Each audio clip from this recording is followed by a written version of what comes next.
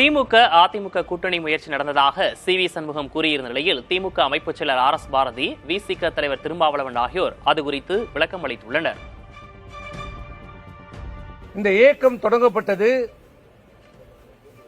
திராவிட முன்னேற்ற கழகத்தை எதிர்த்து தொடங்கப்பட்ட இயக்கம்.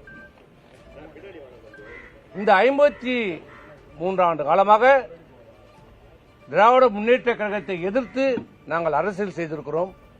எந்த திமுகவை நாங்கள் எதிர்த்தோமோ அந்த திமுகவுடைய ஆதரவோடு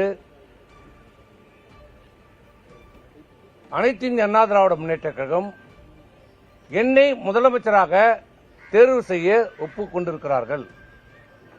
அதற்கு நாம் ஒத்துக்கொள்ள வேண்டும் என்று சொன்னபோது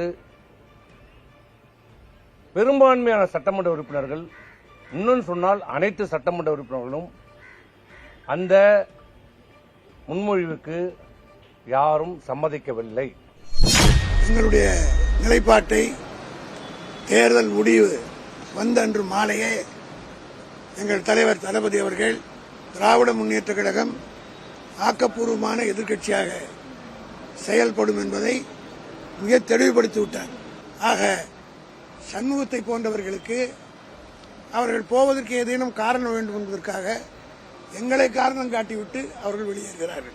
சில பேருக்கு பதவி அரிப்பு இருக்கும். ஆகவே அவர்கள் உடைவதற்கு எங்களை காரணம் காட்டுவது என்பது அவர்கள் திசை திருப்பதற்கு மட்டுமல்ல, ஏதோ ஒரு காரணம். 2 பேரும் இணைஞ்சு எடுக்க போறீங்கன்னா these are all speculations and rumors ன்னு சொல்லுவாங்க.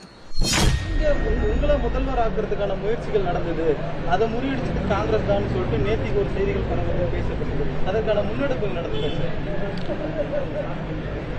காங்கிரஸ் அதிலே எந்த வகையில் தலையிட்டது என்று எனக்கு தெரியாது. அதிமுக, திமுக மற்றும் அந்த கூட்டணியில் இடம்பெற்றுள்ள சில கட்சிகள் அந்த முயற்சியை மேற்கொண்டதாக எனக்கும் தகவல் கிட்டியது. நாங்கள் இடதுசாரிகள் எடுக்கிற முடிவின் அடிப்படையை முன்வைத்து எங்கள் உயர்நிலைக் குழுவிலே விவாதித்து அதன் பின்னர் தான் முடிவெடுத்தோம்.